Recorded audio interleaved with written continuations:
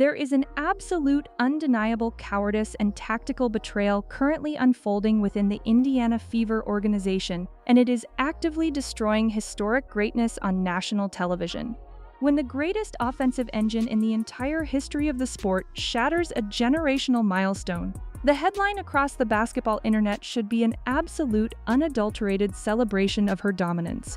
Instead, the entire WNBA fanbase is completely enraged by an absolute disaster class of coaching malpractice from Stephanie White and a blatant, targeted referee manipulation that completely hijacked the night. The paying consumers have reached their absolute breaking point. Fans are done.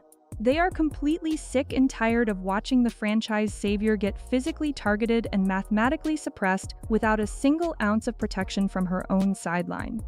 Welcome back! This is WNBA Pro, and today we are ripping the doors completely off the hinges to expose the glaring, embarrassing contrast in leadership defining this league. We are seamlessly blending the explosive, cinematic reality of on-court psychological warfare with the cold, hard press conference receipts. If you thought the establishment was finally going to respect Caitlin Clark, you need to radically recalibrate your reality. We are going to break down exactly how Stephanie White completely failed her locker room, why they disrespected Caitlin, why the coaching staff's deafening silence is the greatest threat to this franchise's championship hopes. Let us set the scene and completely dismantle the catastrophic coaching and officiating nightmare that just unfolded in San Francisco. I don't give a damn, find me. That's what she said. And that was the type of energy we should have seen from Stephanie White in the press conference. And I'm here to tell you, the press conference was 4 minutes long. They didn't even want to talk about the damn game for real. Just embarrassing, bro. And I know I keep saying this, and I'm going to keep saying this all season long. Stephanie White is not Caitlin Clark Phil Jackson. Let us start with the cold, hard, indisputable history that the media desperately wants to gloss over. Caitlin Clark officially broke the WNBA matrix tonight. She recorded her 500th career assist in the first half of the game, becoming the fastest player in the entire history of the league to reach the combined threshold of 1,000 career points and 500 assists. She accomplished this mathematically impossible feat in exactly 59 games. Let the sheer magnitude of that number completely wash over you. Sue Bird, widely considered one of the greatest traditional point guards to ever touch a basketball, needed 82 games to reach that exact same mark. Sabrina Ionescu needed 84 games. Dawn Staley needed 101 games. Caitlin Clark completely shattered the record by a massive 23-game margin. She is mathematically lapping the Hall of Fame legends of the sport in her third professional season at just 24 years old. This is a historic milestone that firmly cements her as the absolute apex predator of professional basketball. But instead of riding that historic, unstoppable momentum, the night was completely hijacked in the second half. The establishment whistle was out in full, terrifying force, and the Indiana Fever sideline completely surrendered. Hammon setting the record straight. Becky Hammon went out like a G. And she said, find me. That's what Becky Hammon said. Listen to Becky Hammon, y'all. The other thing, Asia Wilson shoots 1 free throw, Kennedy Carter 0, Jackie Young 0. I'm fucking tired of that bullshit. I'm not saying they didn't earn their 22 down there, but when Walker Ware shoots more free throws than Asia Wilson and Jackie Young and Kennedy Carter all combined, that's a problem. And we're not getting the same whistle. All right, give me my fine. When you want to understand how a true championship-level coach operates with a dominant, superstar-driven roster, you look directly at Las Vegas Aces head coach Becky Hammon. Following a highly frustrating game filled with severe officiating disparities against her own squad, Hammon stepped up to the microphone and absolutely stood on business. She did not deflect. She did not offer polite, PR-approved excuses for the WNBA referees. Hammon furiously and aggressively called out the WNBA officials, pointing out the mathematical absurdity of the whistle. She explicitly noted that her generational superstar, Asia Wilson, shot only 1 free throw the entire game, while Jackie Young and Kennedy Carter shot 0. She explicitly stated that a single opposing role player shot more free throws than Wilson, Young, and Carter combined, stating unequivocally that her team was not getting the same whistle. Hammon went out on her shield. She looked directly into the cameras, challenged the league office, and demanded, "Give me my fine." She made it absolutely undeniably clear that she did not care about the financial penalty. Her only priority was defending her locker room.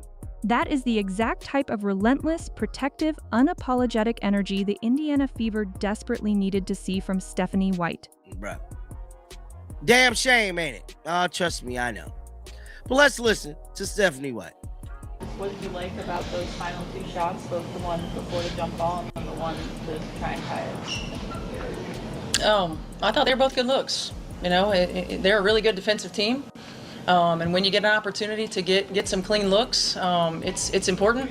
You know, I thought we got some good. Instead of defending her historic point guard, Stephanie White delivered a completely pathetic 4-minute press conference where she actively refused to address the catastrophic referee manipulation that altered the outcome of a 2-point game. White has officially become the Doc Rivers of the WNBA, a coach who consistently refuses to take accountability for her own tactical errors and refuses to go to war for her stars. The Golden State Valkyries game was an absolute bloodbath of terrible officiating. Caitlin Clark was relentlessly driving into the paint, absorbing massive physical contact from multiple defenders, and the referees completely swallowed their whistles. When Clark justifiably jawed at the officials over a blatant non-call where she was clearly hit, they slapped her with a technical foul. That technical cost the Fever 2 crucial foul shots in a game they ultimately lost 90-88. Yet, when asked about the final, crucial offensive possessions, White simply brushed it off with a smile, claiming that the Fever got good looks that just didn't go down. She completely ignored the intense, unpenalized physicality and the erratic whistle that threw Caitlin Clark entirely off her rhythm. She offered absolutely zero public pushback. And this is the play right here. Now, Aaliyah Boston spoke about this play in a presser, which we're going to listen to the presser in a minute. But look at this play. This is clearly a flop. Look, her head flop over, all type. Look at this. Y'all think Stephanie White said something about this? Y'all think Stephanie White spoke about this? Well, guess what? I'm here to tell you. Stephanie White did. Stephanie White did. But the absolute clearest evidence of the establishment's manipulation and an undeniable, clear violation of fair play occurred against Aaliyah Boston. Boston was actively targeted early in the game, hit with 2 highly questionable phantom charge fouls that completely destroyed her flow and forced her to sit on the bench for most of the first half. Because her head coach absolutely refused to stand up for her, Boston was forced to bravely defend herself in the post-game press conference. Boston explicitly stated that it is incredibly frustrating and almost impossible to get into a rhythm when you get called for charge fouls against defenders who are not even in a legal guarding position. She directly, fearlessly called out the Valkyries for flopping, stating sarcastically that they did a great job selling it and that the referees simply bought the theatricality. The game film completely exposes the lie. Replays showed Valkyries defenders wildly throwing their heads back and flopping theatrically without drawing any legitimate physical contact. They successfully manipulated the officials into altering the game.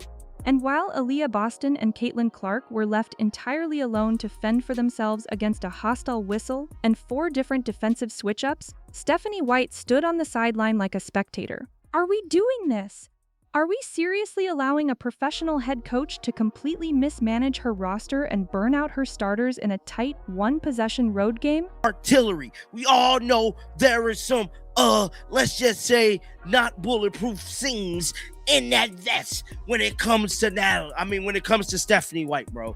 I mean, Stephanie White, to me, is going to be the worst decision for the season. While Clark was struggling through her worst shooting performance of the season, 3 of 12, under heavy defensive pressure, a true offensive revelation was happening on the Fever bench. Rookie Raven Johnson delivered the absolute game of her career.